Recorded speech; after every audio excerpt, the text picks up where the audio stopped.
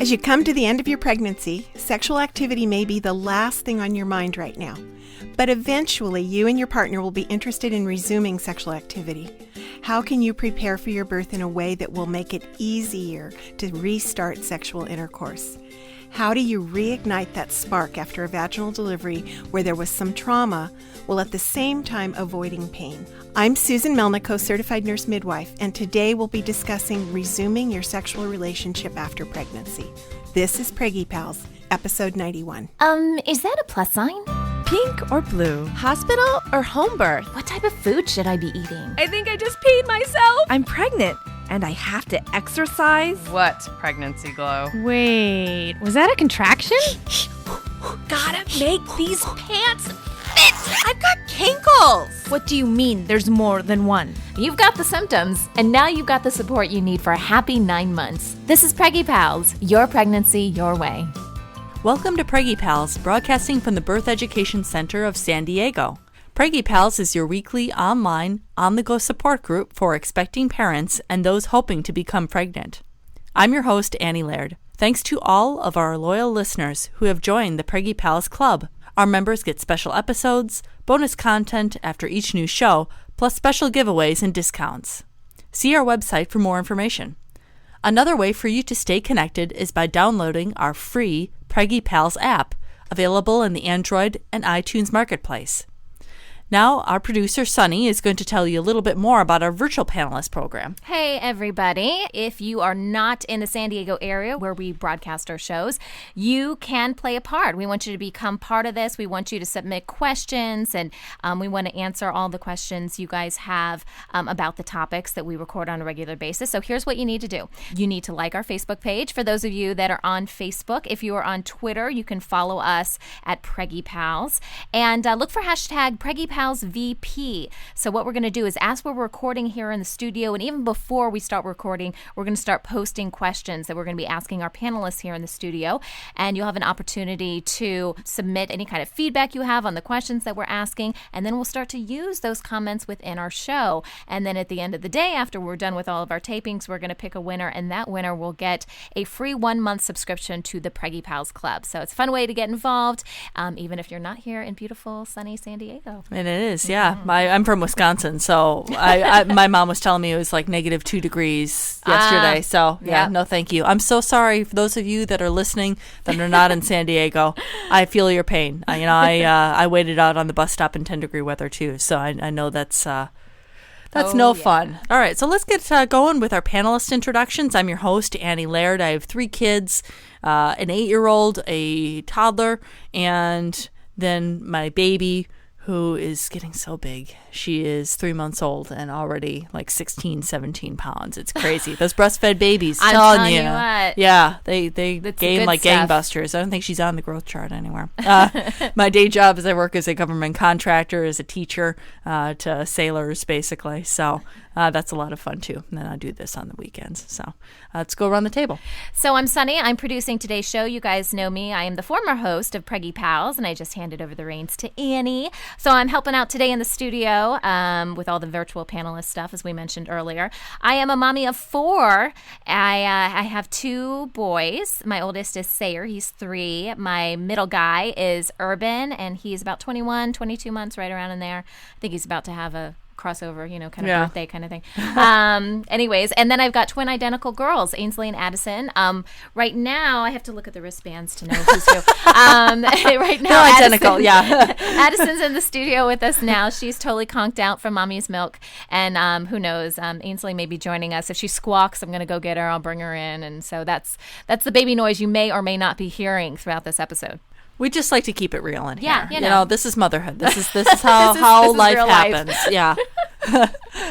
I'm Nancy Bailey. I work with Annie, and I'm also a military wife, and my husband and I are expecting our first child, a little girl, in May. So I'm excited to be here. Yeah.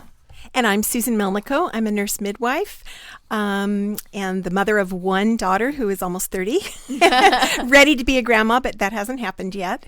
And I have practiced in home, hospital, and birth center. I was at Best Start Birth Center for the last 4 years, and I am currently in the process of opening a birth center in Encinitas, California, and also working with the hospitalist program at Scripps Encinitas. Great.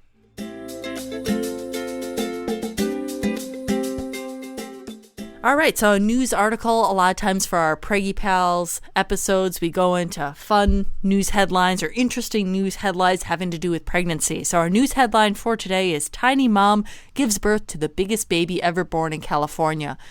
So Vanessa Cervantes, she already knows she has had large babies. She's 5'1". AKA California Annie mom. Laird. Huh? I was going to say, she already knows she has big babies. I said AKA Annie Laird. Oh, yeah, no kidding. Yeah, my firstborn was a 10-pound 4-ouncer, and the second one was 8 pounds 6 ounces. Yeah, so she was a little bit smaller. The story isn't about you, though, right? No? It isn't about me, though. Okay. No, just checking. Vanessa, she's 5'1", already had 2 children, a 10-pound 10-ounce boy, 9-pound 14-ounce girl. And her newest son, Andrew Jacob Cervantes, he entered the world at 15 pounds 2 ounces. Ouch. I know, right? Yeah. Yeah. So she had an emergency C-section. So she visited the doctor at 38 weeks.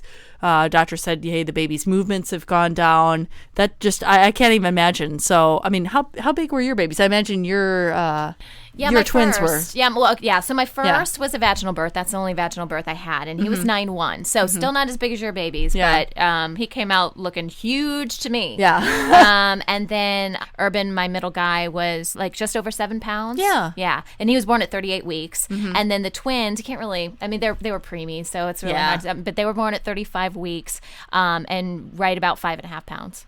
I think that's just, isn't that, and Susan, you'd probably be able to chime on that. When you do have twins, that's a good thing when they're close in weight like that, right? It's very good. It means they've been growing equally through the pregnancy. Yeah, you definitely don't probably, that'd be harder on one if you had like a 7-pound twin and then a 4-pound twin. Right. Yeah. It does happen, but Yeah. it's good when they're pretty close together. Susan, how big was your daughter when she was born? She was 7.5 pounds. Oh, Yeah, see, right in the middle. Yeah, right in the Exactly. middle. Yeah, Perfect. exactly. Now, do you know how big you were when you were born, or your husband? Oh, no, I don't. I've never asked my mom, and now this makes me want to do something. Yeah. Gotta do some homework on that. I guess if I was too big, I would know that fact in every lecture she ever gave me. Yeah, I mean, my husband, he was 10 pounds 4 ounces when he was born, and his mother calls him every birthday, every April 22nd. I was in labor for 3 days with you. Grandma Laird, I love you very much if you're listening to this podcast. I appreciate it, and your son appreciates everything that you did to give birth to him. But yeah, of course, then my firstborn was also 10 pounds 4 ounces. That is insane. Yeah.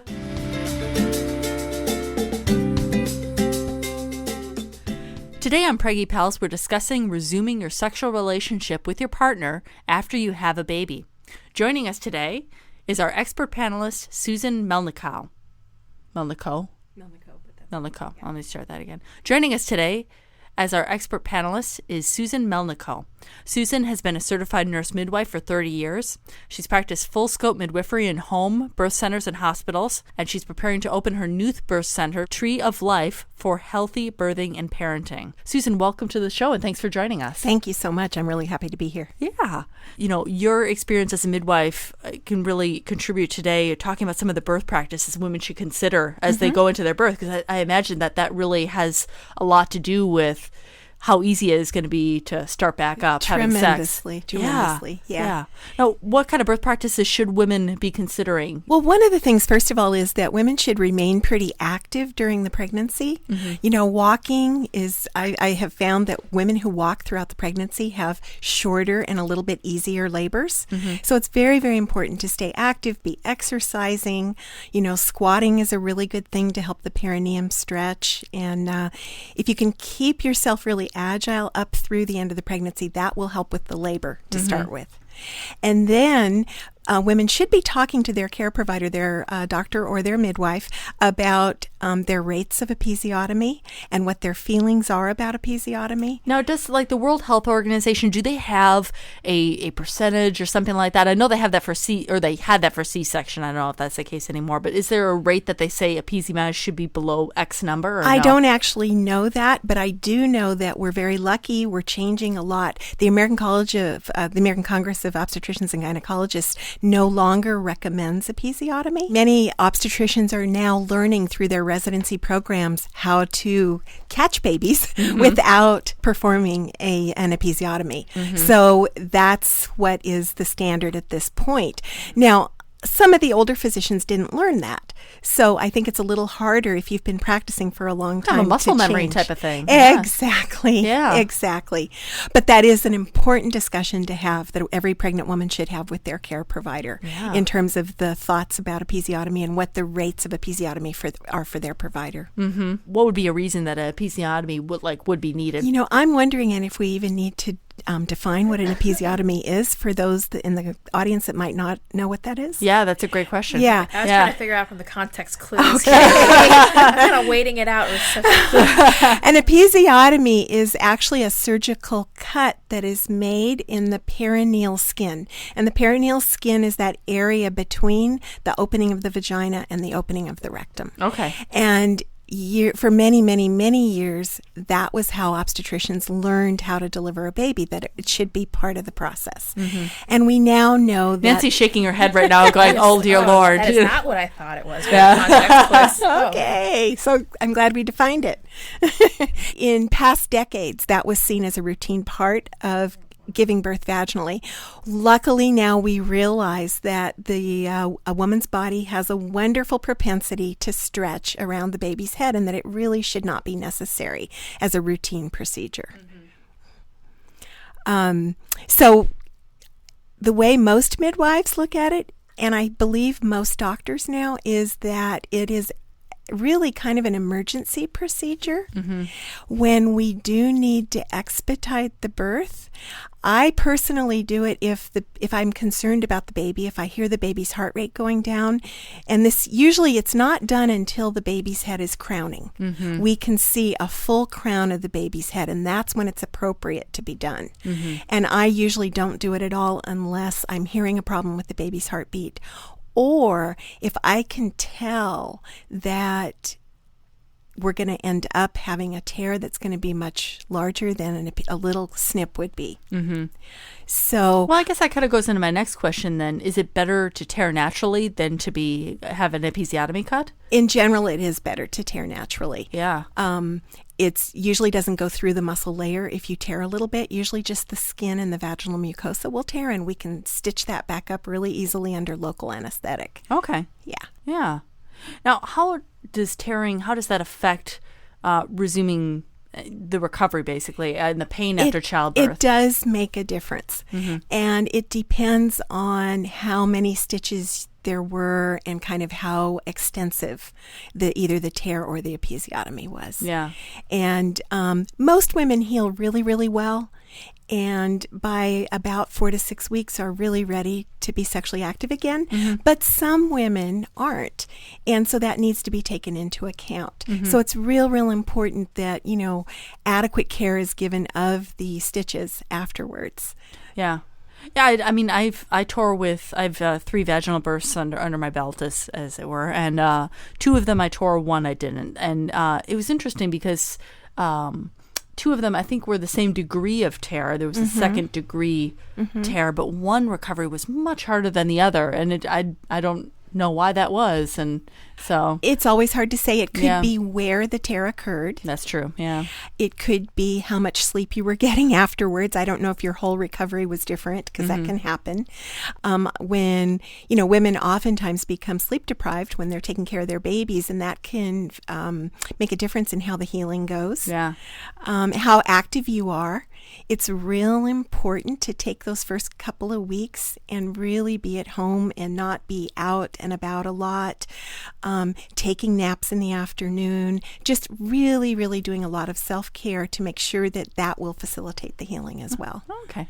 Now, backing up a little bit more, is there any evidence for a perineal massage? So we're talking, what are your thoughts Ahead on of that? times during pregnancy, you're talking about? Yes, yeah. Yes. It's very And what is interesting. perineal massage? I guess Yeah. we should, Okay. define that as well. Perineal Yeah. massage is when that area of skin can be massaged with just a finger or two, either by the woman herself or by her partner, using a lubricant, I was going an to say oil. that would probably have to be like I'm trying to think how big my belly was at the end. And Sunny, It's gosh, difficult. you had twins. So, I imagine a partner's help would be needed sometimes. So, Well, it's really interesting because I've come, in the 30 years I've been practicing, I've come full turn on what I think about this. Previously, when I was a nurse and a childbirth educator, I was teaching all women to do perineal massage, and I thought it would make a big difference. And as a midwife, I've kind of realized over the years that I don't think it really makes a huge difference.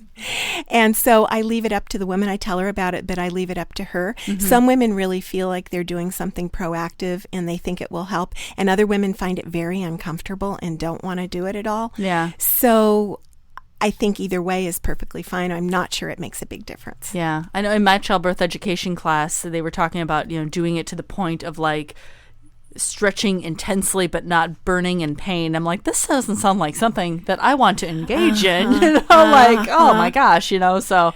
I find that most women stretch just beautifully as the head descends through the vaginal canal. And that, the more that we are hands off and leave everything alone, the baby and the mom's body know what to do. Just a quick note to our listeners out there. We did a whole episode on episiotomies, tearing, and perineal massage. So check Wonderful. out the episode guide Okay, on our website good. for all that information. Oh, great. Good. What about like warm compresses? Would that be something that as the baby is being born, that's something that would make it less traumatic? That will facilitate it, definitely. The warmth helps the tissues to relax. You want the muscles to be relaxed, and that warmth usually feels really good for many women, and that will help. So, providing counter pressure as the baby's head is crowning. As a midwife, I always put my hand against the perineal area to support it, and I find that also helps the area to stretch. It's counter pressure against the force of the baby's head as it's coming through, and in some first-time moms who have a long second stage where they're pushing for several hours, I have actually used ice rather than heat. And I have found that that's been really useful because with long pushing periods, sometimes the perineal area will swell. And when you use ice, moms tell me it feels really good and it decreases Reduces the the swelling. so Yeah. then they're less likely to tear as well. That's great. Yeah, so it's very individual Yeah. with each mom. Well, great. When we come back, we're going to be discussing C-section and recovery from that as far as it relates to resuming sex. We'll be right back.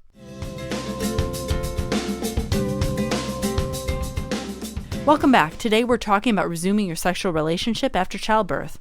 Now, Susan, up to this point, we've talked about vaginal birth, but in 1 in 3 women here in the United States, they do have a cesarean birth. So how is that different? How is that recovery different as far as resuming the sexual relationship? For the moms who have had a cesarean, the issues are going to be a little different. Usually they don't have issues with their perineal area or their vaginal area, but they do have issues with the incision in their abdomen for the cesarean. So they want to make sure that has completely healed, that it's all intact and it looks good and it's healing well. And oftentimes they have more pain for a longer period of time in the abdominal area where the incision is. So that can affect a mom in terms of her readiness to be sexually active again. If she's still having some discomfort, she may not be ready. Yeah. Now, going on the other side of this, though, I'm sure there's women that say, I feel fine, 2 weeks after having a baby. What are the considerations? I mean, is there any reason why a woman, if she felt up to it, obviously her partner probably felt up to it too, unless he was up, feeding the baby a bottle or whatever, and he's sleep deprived too. But I mean, are there any risks to having sex before that period? For a vaginal birth, for all women, you want to make sure that you're not bleeding any longer. You want the bleeding to have subsided because that is your body's way of telling you that your cervix is now closed. Oh, okay. Now, how long does that normally take? How long do women usually bleed? Some people will stop about 2 weeks, and other people won't stop till 6 weeks. Man, I was like 7 weeks with Yeah. each of my kids. It sucked. Yeah. So usually after a vaginal birth, it takes 2 to 3 weeks for the cervix to close down. And usually that'll be reflected in this bleeding. And if most of the bleeding's gone and it's only a little tiny bit of spotting and you're 2 to 3 weeks out, it's probably fine to begin and be sexually active again. Okay. For a cesarean, usually 2 weeks might be a little soon for the incision. Yeah. It's again, everything is very individual. Women are unique beings. And so we can't just say there's a total rule of thumb that this is what happens. Yeah. But you would want to make sure that incision is completely, healed. It has dried. There's no chance that it would open. Yeah. Yeah. Sunny, you've had 2 cesareans now, or I'm sorry, yes, you've had 2 cesareans. So, how does that work? Are there stitches that need to be taken out, or staples? How, you'd be able to give a, better testimonial of kind of what the healing process is there postpartum. Well, I was actually different for the 2 births that I had cesareans for. So for my first one, they did staples. Okay. And then they took those out before I left, so I was in the hospital for a few days, and then they took those out, which I thought was going to be really painful. It's actually really not that painful when they take them out. I'm like, taking staples out sounds really painful, but it wasn't. And then with the twins, I'm going to get the name of it wrong, and maybe, Susan, you would know better, but they didn't do staples. I was expecting staples because it was that's what you had the first time. Yeah. Same hospital and everything. Yeah. And it was something like, I can't remember, invisible something. And Well, they've gone to doing sutures under the skin. Yeah. And they feel like it leaves less of a scar than the staples do. I don't think they were. There's also a type of sutures. glue. Is that what I think you're it talking was about? a glue. Oh. And you know what? The official name of it is Super glue? Yeah, it is like super glue. It's a medical super glue. Wow. Yeah. That's being used. Yeah, no, I think, and that's what they told me, because I didn't really look at the scar or anything afterward, because they have you bandaged up and stuff, and believe it or not, I mean, I don't know, for people out there who haven't had a cesarean yet, you still bleed. You bleed a lot afterward, because I was thinking, oh well, it's coming out of my belly, it's not coming out of me vaginally, I'm not going to bleed. But the No. lining of the uterus still has to come out. Exactly. So I was shocked at how Yeah. much I bled vaginally. I really didn't look at it too much, and then when I went to be discharged, I said, well, you have to take my staples out, right? And they're like, oh, you don't have staples. I'm like, what? This whole time I was thinking I had staples. So Yeah. Anyways, that was my experience with the stitching or whatever, the staples. Yeah, I mean, I had a ectopic pregnancy when my first daughter she was only a year old. But yeah, I had the staples as well. And remembering the same thing, going, oh my gosh, like I was dreading the hurt. appointment. I had like Yeah. cold sweats and sweaty palms, and like, oh, this is going to be awful, but compared to nearly Giving birth? well, yeah, compared to giving birth, yeah, I had Mr. Epidural for birth number 1 that worked beautifully, which, yeah. So, Susan, the first time that a woman has sex, she goes into her OB, her midwife, gets the A-OK at the 6-week appointment. Is sex, when they have sex for the first time, is pain to kind of be expected as par for the course? I have found that it's very individual. And the other thing we have to step back for a minute and look at women's readiness to be sexually active. I find that that's extremely variable also. You need to look at what's going on. If you're breastfeeding your baby, you have a whole different concoction of hormones in your body, which can affect your libido because you have a lot of cuddling time with the baby. You're secreting dopamine and oxytocin, and those are the hormones that get secreted when you have an orgasm. So oftentimes women's libido goes down after they've given birth, and they may not have the same desire. And again, it's very, very different. I've worked with a lot of women who are ready to be sexually active at 2 to 3 weeks, and they just want the okay. And then I've worked with a lot of women who are not even ready at 6 weeks emotionally. So it's very, very important to look at the larger context of where a woman's at. Yeah. And the other thing that I think is important is that As women, we're a little different sexually than men are. And the relationship factor, communication, and the romance factor is extremely important. And I have found that especially with postpartum women. They want to feel nurtured and they want to feel connected and communicative with their partner. And so all of that, I think, impacts their readiness to be sexually active again. Yeah, so hey guys, if you're listening here, taking notes for Valentine's Day. Exactly, taking notes for Valentine's Day. According to Susan the midwife, if you want that sexual relationship to start a little bit sooner, doing the dishes and taking care of the older children. Exactly. Well, it goes a long way. Go a long way. I'm almost wondering when you're talking about that nurturing relationship, I'm wondering if that's because that's what we were doing for 9 months for our children. It's Right. that we're so familiar with it because that's what we've been doing for so long. Then it's gone and we're looking for it elsewhere. Maybe I'm getting a little, psychologist. Very deep, isn't it? Well, I think it's also important for women to acknowledge where they're at and communicate that with their partners, but also to understand where their partner's at. Because usually it's real different after having given birth. A woman's body has been occupied by her baby for 9 months, and now she's nurturing her baby, and she has constant physical contact with the baby if she's breastfeeding. And so that kind of meets a lot of her needs, but her partner doesn't have that.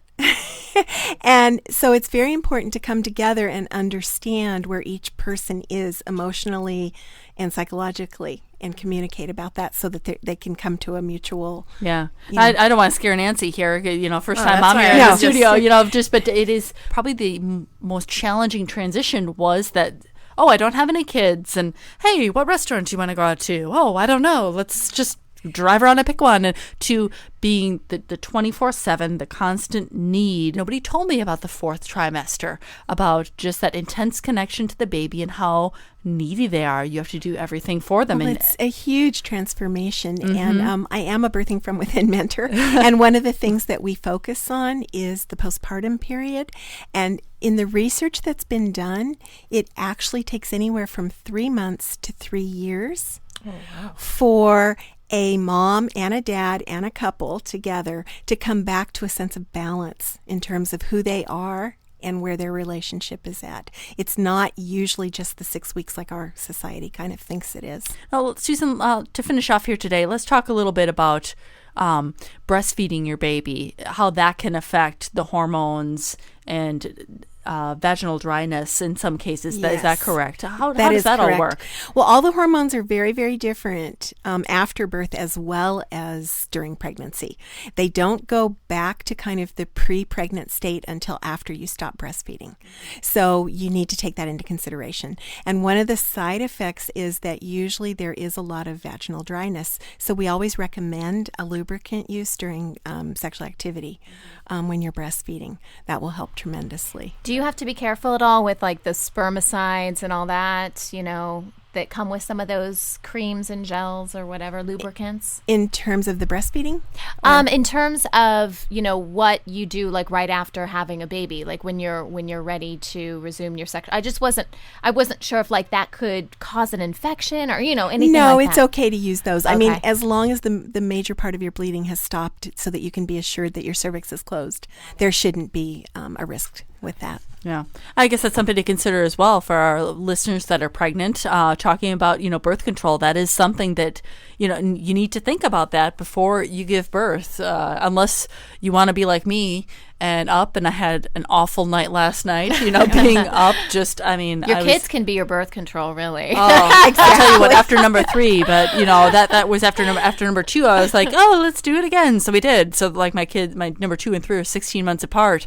And now with number 3, I'm like, okay, I need some like serious like birth control. Exactly. Yeah. So it's a huge decision to make as to how you are going to prevent another pregnancy right away. Yeah. And if it's you want important. that. A lot of first-time moms don't realize It's that. something I've definitely thought about but haven't done the research yet. So Yeah. Many moms will not have regular periods when they're breastfeeding. And many moms will ovulate prior to having a period and they don't know that they're fertile again. And then they conceive. Yes, that was me at work, throwing up in the toilet, going, Wait a What's second. going on? Well, thanks, Susan, for joining us today. For more information about Susan and her midwifery practice, as well as information about our new birthing center up in North County of San Diego, very exciting, visit the episode page on our website. This conversation continues for members of our Preggie Pals Club. After the show, Susan will be talking to us about the nuts and bolts of starting up your sexual life again. What positions are the best ones to start to avoid discomfort? To join our club, visit our website, www.preggiepals.com.